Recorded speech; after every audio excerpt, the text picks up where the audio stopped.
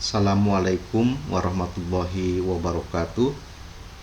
Selamat pagi anak-anakku sekalian, siswa-siswi Madrasah Hebat. Hari ini kita akan mempelajari materi tentang hutang piutang. Kompetensi dasar yang hendak dicapai dari materi ini adalah untuk KI 1 tentang sikap spiritual menghayati hikmah ketentuan hutang piutang. Untuk KI 2 tentang sikap sosial menjalankan sikap tanggung jawab, jujur, dan amanah dalam kehidupan sehari-hari. Untuk KI 3 atau pengetahuan menganalisis ketentuan hutang piutang. Dan untuk KI 4, KI keterampilan mengkomunikasikan hasil analisis tentang tata cara hutang piutang. Tujuan pembelajaran: setelah mengikuti kegiatan pembelajaran melalui ceramah, tanya jawab, dan diskusi, peserta didik diharapkan dapat: yang pertama, menunjukkan sikap tunduk, patuh, dan syukur kepada Allah Subhanahu wa Ta'ala. Yang kedua, menunjukkan sikap jujur, disiplin, dan bertanggung jawab. Yang ketiga, memahami pengertian hutang piutang. Yang keempat, mengimplementasikan tata cara hutang piutang. Dan yang terakhir adalah mempraktekkan tata cara hutang piutang. Anak-anakku, siswa-siswi Madrasah Hebat, pernahkah kalian mendengar kata-kata hutang piutang? Tentunya kalian sudah mendengarnya, bukan? Masalah hutang piutang ini termasuk ke dalam urusan muamalah. Dalam syariat Islam, masalah apapun diatur di dalam Al-Quran maupun As-Sunnah. Memang sebagai umat Islam kita harus saling bantu atau tolong-menolong. Allah Subhanahu wa Ta'ala memerintahkan untuk saling tolong-menolong agar tercipta hubungan yang harmonis. Sudah menjadi hukum alam bahwa yang kuat itu harus membantu yang lemah, karena tidak mungkin yang kuat membantu yang kuat lagi. Karena jika begitu, yang ada justru adalah perpecahan di antara keduanya. Apa sebenarnya yang dimaksud dengan hutang piutang?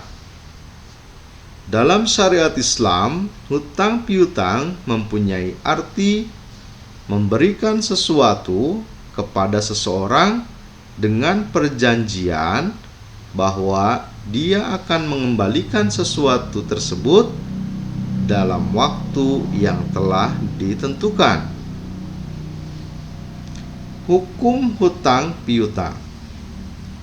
Pada dasarnya, hukum hutang piutang adalah mubah atau boleh. Tapi seiring dengan latar belakang yang menjadi alasannya, hukum mubah ini bisa berubah-ubah. Yang pertama, hukum hutang piutang bisa berubah menjadi wajib apabila pemberi hutang mendapati orang yang membutuhkan bantuan.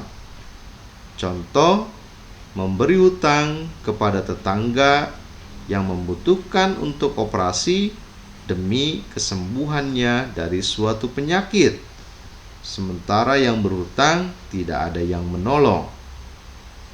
Yang kedua, hukum hutang piutang bisa berubah menjadi sunnah apabila orang yang berhutang dalam keadaan terpaksa.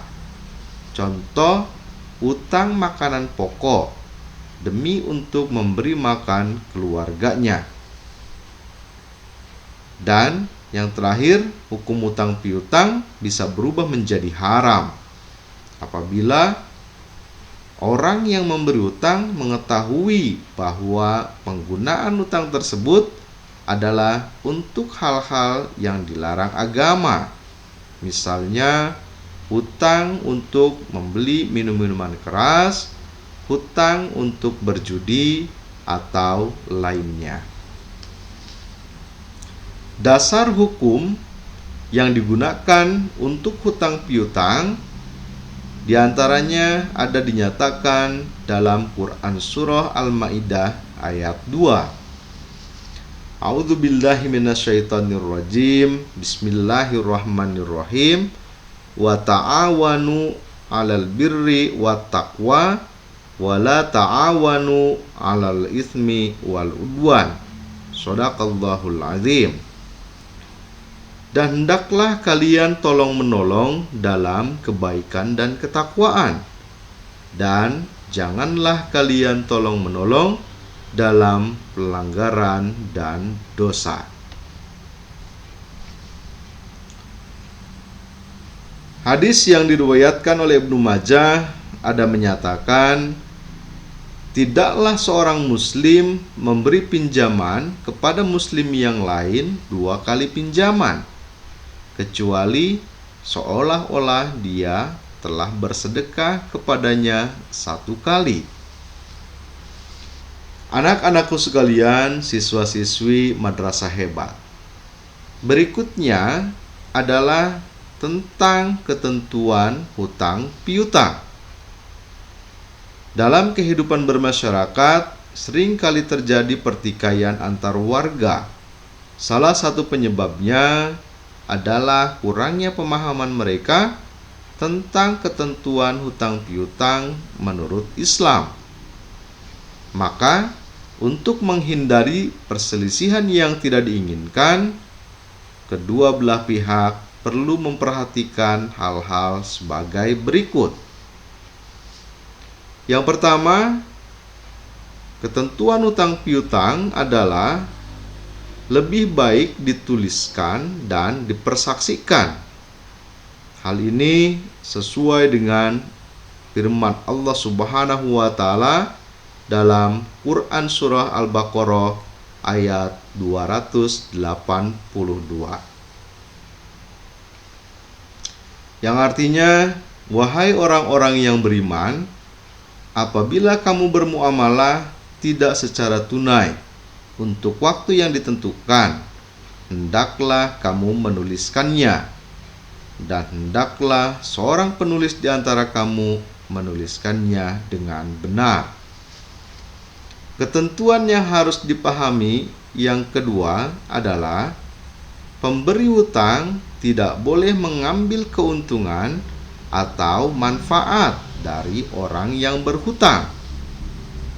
Hal ini sesuai dengan kaidah fikih yang berbunyi kullu qardin jarrun manfaatun fahuwa riba. Setiap hutang yang mendatangkan manfaat, maka itu termasuk riba. Ketentuan yang ketiga, berhutang itu haruslah dengan niat baik dan akan melunasinya. Sebagaimana hadis yang diriwayatkan oleh Imam Bukhari dari Abu Hurairah radhiyallahu an, ia berkata bahwa Nabi Muhammad sallallahu alaihi wasallam bersabda, barang siapa yang mengambil harta orang lain atau berhutang dengan tujuan untuk membayarkannya atau mengembalikannya, maka Allah akan tunaikan untuknya. Dan barang siapa yang mengambilnya untuk menghabiskannya, tidak ada niat untuk melunasinya, maka Allah akan membinasakannya. Ketentuan yang keempat dalam hutang piutang, tidak boleh berhutang kecuali dalam keadaan terpaksa atau darurat.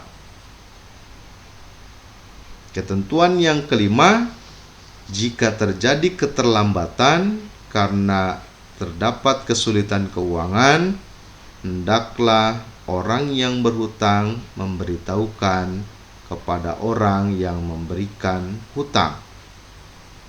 Yang keenam, bersegera melunasi hutang. Orang yang berhutang hendaknya ia berusaha melunasi hutangnya sesegera mungkin apabila ia telah memiliki kemampuan untuk mengembalikannya. Sebab orang yang menunda-nunda untuk melunasi hutang padahal ia telah mampu, sesungguhnya orang tersebut telah berbuat zalim.